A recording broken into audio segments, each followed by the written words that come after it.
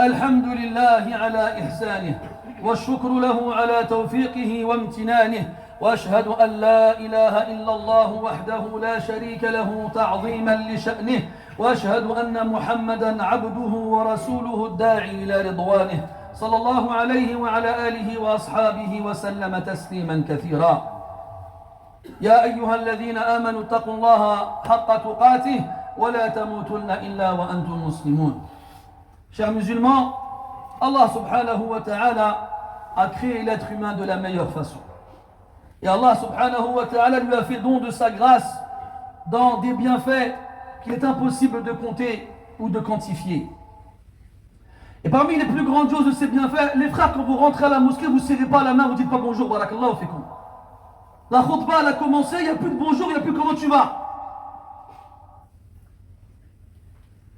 Et parmi les plus grands bienfaits qu'Allah Ta'ala a donné à l'être humain, l'ouïe, la vue et le cœur. Et lorsqu'on parle du cœur, on parle de la raison.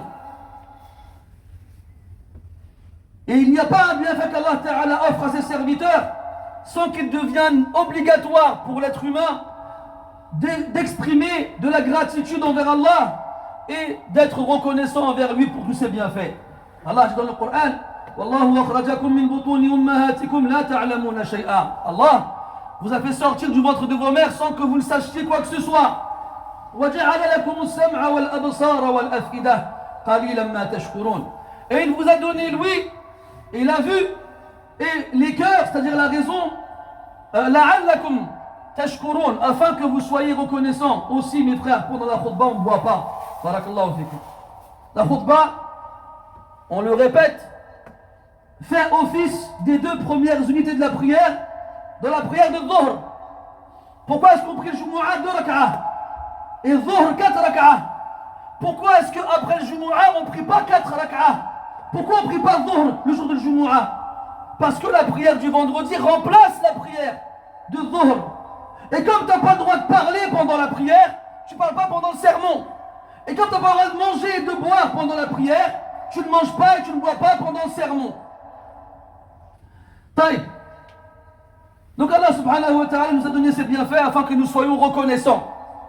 Et parmi les façons d'être reconnaissants envers Allah subhanahu wa ta'ala, c'est d'utiliser ces bienfaits dans ce qu'Allah ta'ala aime et agrée. De s'en servir dans l'obéissance d'Allah subhanahu wa ta'ala. Et ainsi, Allah y mettra sa bénédiction. C'est pour ça que le prophète alayhi salatu wassalam demandait à Allah dans ses invocations qu'il lui accorde sa bénédiction dans son ouïe, sa vue et sa raison, c'est-à-dire son cœur. Mais Allah Ta'ala nous a informé dans le Coran que très peu de ses serviteurs sont reconnaissants. Comme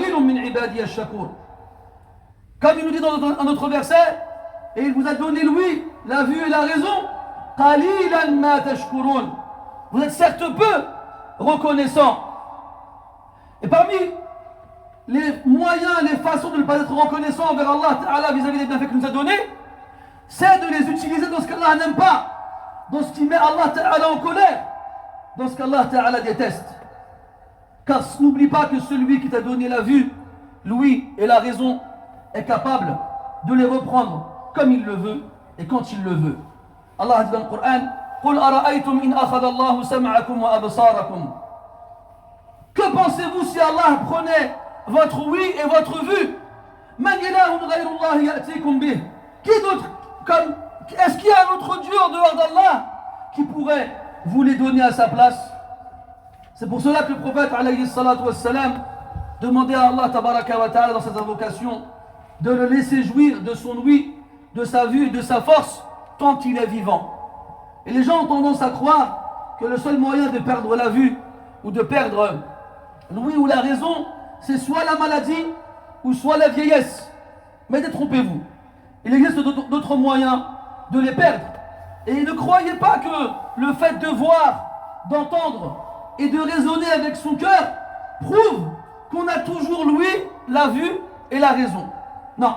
Allah Ta'ala peut nous enlever toutes ces choses-là tout en les laissant en nous, tout en permettant de pouvoir toujours nous en servir. Et c'est là que nous tombons dans l'erreur et la tromperie et l'illusion, parce qu'on croit que comme on voit, on entend et on raisonne, alors nous n'avons pas été privés de ces choses-là, alors que c'est faux. Allah subhanahu wa ta'ala peut nous les enlever en nous les laissant. Il peut nous les enlever en nous les laissant, mais en nous privant de leur utilité principale. Allah dit dans le Coran, أولئك الذين طبع الله على قلوبهم وسمعهم وأبصارهم وأولئك هم الغافلون. Voici ceux à qui Allah Ta'ala a fermé, a scellé les cœurs, les ouïes et les vues. Et ce sont certes eux les insouciants. Il les a scellés, il les a fermés. Ils voient toujours, ils entendent toujours, ils raisonnent toujours, mais leur vue, leur ouïe et leur cœur, ils sont scellés. Ça veut dire que rien ne peut rentrer et rien ne peut sortir. Comment cela est possible? Allah le dit dans un autre verset, وَلَقَدْ ذَرَأْنَا لِجَهَنَّمَ كَثِيرًا مِنَ الْجِنِّ وَالْإِنسِ.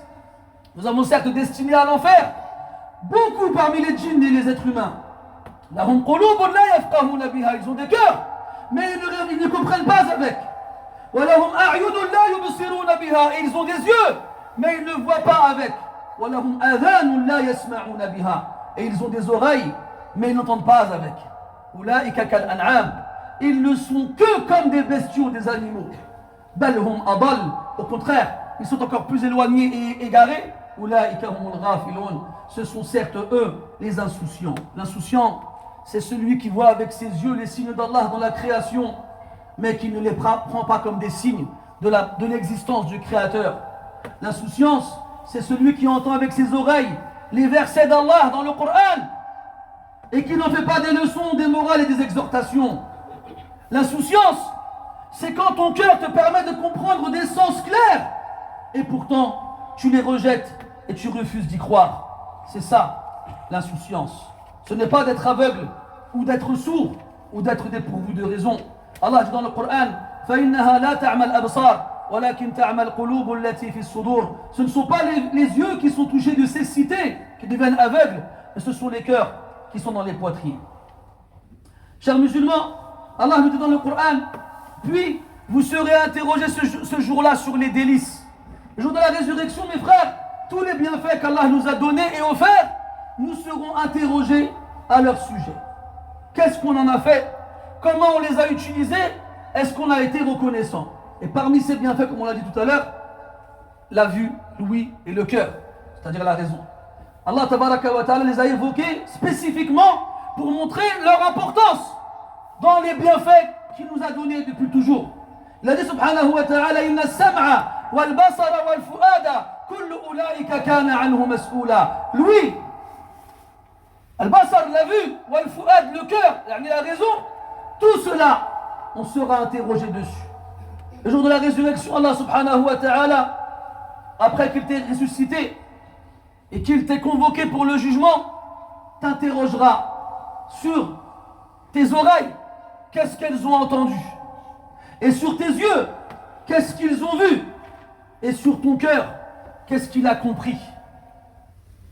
Prends garde à laisser tes yeux agir sans aucune restriction, sans aucune retenue, jusqu'à voir ce qu'Allah a interdit que tu vois. Prends garde à laisser tes oreilles traîner sans les bloquer jusqu'à entendre ce qu'Allah t'a interdit d'entendre. Et prends garde à laisser ton cœur errer et s'égarer jusqu'à comprendre des choses qu'Allah t'a interdit de chercher à comprendre. Et sache que si tu es incapable de répondre à cette question le jour de la résurrection, quand Allah te demandera qu'est-ce que tu as fait avec tes yeux, qu'est-ce que tu as fait avec tes oreilles, qu'est-ce que tu as fait avec ton cœur, quand la peur te paralysera, quand la terreur t'empêchera de parler, quand tu seras conscient de tes péchés, quand tu te rappelleras de tout ce que tes yeux ont vu et regardé, quand tu te rappelleras de tout ce que tes oreilles ont entendu et écouté, quand tu te rappelleras de ton cœur à tout le mal auquel il a pensé et imaginé, alors tu ne voudras pas répondre à la question, mais ne crois pas que tu t'en sortiras aussi facilement. Allah subhanahu wa ta'ala appellera des témoins qui témoigneront contre toi. Qui sont-ils? Des gens, des proches, des personnes que tu ne connais pas? Non, ce sont ces membres et ces sens que tu as utilisés dans le haram qui vont devenir des témoins contre toi. Allah subhanahu wa ta'ala dit حتى إذا ما جاءوها شهد عليهم سمعهم وأبصارهم وجلودهم بما كانوا يعملون. Jusqu'à ce qu'ils viennent, yani nous tous, venir où? Au jugement, le jour de la résurrection. شهد عليهم سمعهم. Leur oui témoignera contre eux. وأبصارهم, et leur vue aussi. وجلودهم, et même leur peau. بما كانوا يعملون. Ils témoigneront contre nous. Et là, je te laisse imaginer cette scène extraordinaire dans laquelle Allah subhanahu wa ta'ala scellera ta bouche. Cette bouche avec laquelle tu as refusé de répondre à la question, Allah il la scellera. C'est comme si tu n'avais jamais eu de lèvres. C'est comme si tu n'avais jamais eu de dents. C'est comme si tu n'avais jamais eu de langue. Et là, ce sont les membres de ton corps qui parleront à ta place. Tes oreilles s'adresseront à Allah subhanahu wa ta'ala. Allah il les fera parler. Et ils diront, Ya Allah, c'est nous qui avons entendu le haram. Puis ensuite tes yeux parleront. Et ils s'adresseront à Allah en parlant. Et en disant, Ya Allah, c'est nous qui avons regardé le haram. Ta peau elle parlera. Tes mains elles parleront. Tes pieds ils parleront. Ton cœur il parlera. Il dira, Ya Allah. Le cœur il dira, j'ai pensé au haram. J'ai réfléchi au haram. J'ai calculé le haram. J'ai eu l'objectif du haram. En oubliant qu'Allah tabaraka wa ta'ala, il sait ce qui se cache dans les cœurs. Et après, qu'est-ce qu'il se passera? Qu'est-ce qui arrivera? Allah te rendra l'usage de la parole. Et là, tu parleras avec tes propres membres. Et tu leur diras, Lima shahidtum alayna. Pourquoi avez-vous témoigné contre nous? Et dans le hadith, je ne faisais qu'essayer de vous protéger. Vous faites partie de mon corps. C'est avec moi. Et qu'est-ce que les membres du corps répondront? C'est Allah qui nous a fait parler. Et Allah il fait parler ce qu'il veut. Et si Allah il nous fait parler, nous ne pouvons dire que la vérité. Nous ne pourrons dire que la vérité. Craignons Allah mes frères. Craignons Allah dans ses oreilles qui nous permettent d'entendre. Craignons Allah dans ses yeux qui nous permettent de voir. Craignons Allah dans ce cœur qui nous permet de comprendre. Et utilisons-les dans ce qu'Allah Ta'ala aime. Et dans ce qu'Allah Ta'ala veut. Et dans ce qu'Allah Ta'ala a rendu licite.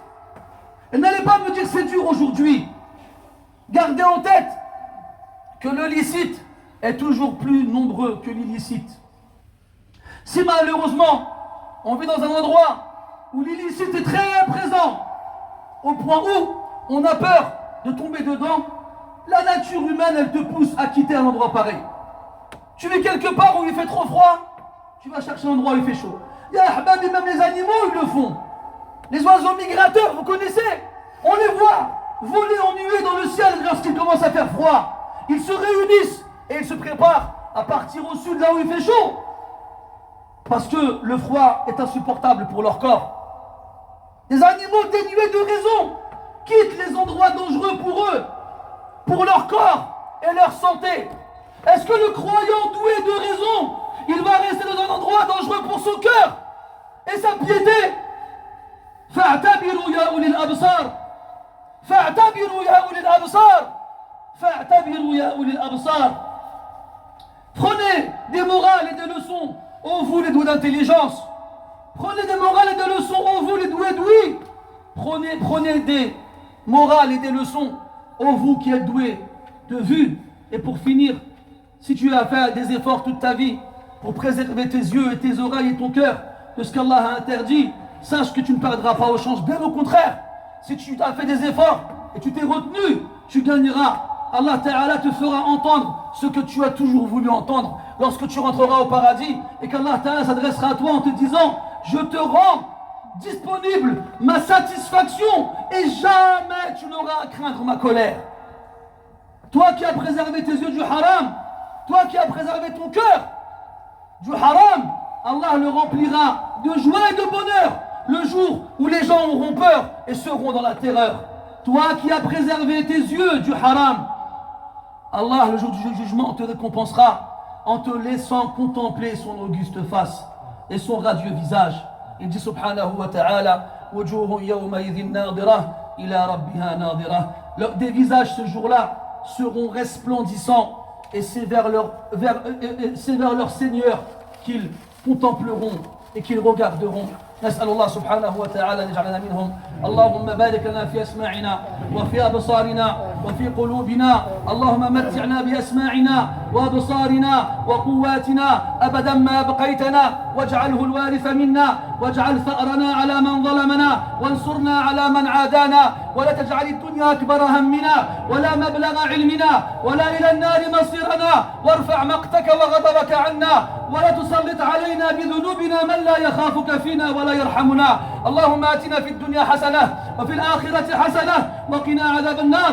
اللهم آت نفوسنا تقواها وزكها أنت خير من زكاها، أنت وليها ومولاها. اللهم ثبت حجتنا واقبل توبتنا واسلل سخيمة قلوبنا وطهرها يا رب العالمين. اللهم توفي جد أحد إخواننا فنسألك اللهم أن تجعله في رحمتك. اللهم ارحمه رحمة واسعة يا رب العالمين، واجعل قبره روضة من رياض الجنة، ولا تجعله حفرة من حفر النار، واغفر وارحم جميع موتى المسلمين يا رب العالمين. وصل اللهم وسلم وبارك على عبدك ورسولك محمد وعلى آله وأصحابه أجمعين، والحمد لله رب العالمين. وقوموا إلى صلاتكم رحمكم الله.